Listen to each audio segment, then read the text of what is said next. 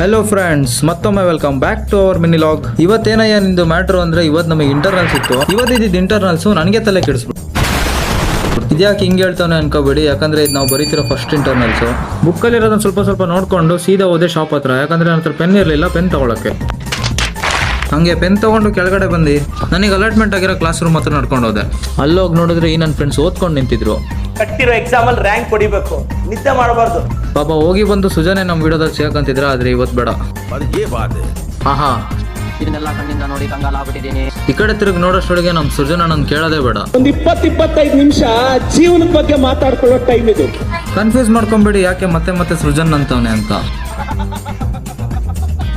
ಇವನು ಸುಜನ್, ಇವನೇ ಸೃಜನ್. ಇಬ್ರು ನೇಮು ಸೇಮ್ ಇದೆ ಅಲ್ವಾ ಫ್ರೆಂಡ್ಸ್. ಆಮೇಲೆ ಎಕ್ಸಾಮ್ ಏನೋ ಮುಗೀತು. ಎಕ್ಸಾಮ್ ಮುಗಿದ್ಮೇಲೆ ಆಚೆ ಬಂದ್ಮೇಲೆ ನೋಡಿ ಮತ್ತೆ ಡಿಸ್ಕಷನ್.